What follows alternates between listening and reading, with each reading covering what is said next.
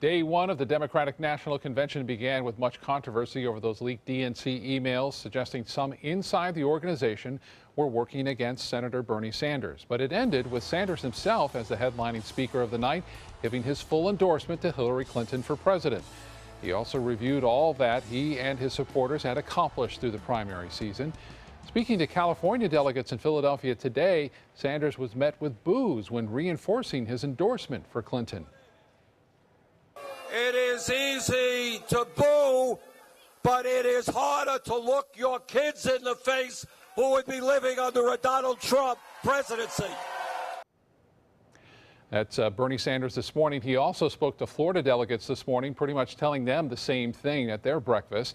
Now let's get to our special live coverage of the Democratic National Convention. ABC 7's Haley Wilgus and Alan Cohn are at the Wells Fargo Arena in Philadelphia, where the nominating process is still underway right now. Haley, Alan?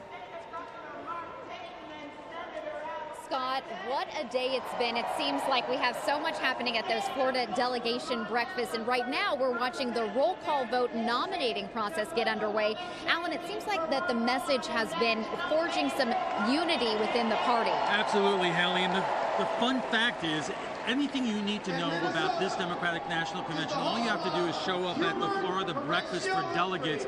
If you remember, it was yesterday that Florida Congresswoman Debbie Wasserman Schultz, who was the head of the DNC, was chased from the room by angry Bernie delegates over the email situation. Today, Bernie Sanders himself came to that room and implored his supporters to get behind Hillary Rodham Clinton. And afterwards, former U.S. Senator Bob Graham walked the room trying to take the temperature of Bernie Sanders supporters. I believe the vast majority are intelligent people. They understand that now the choice is not Bernie or Hillary.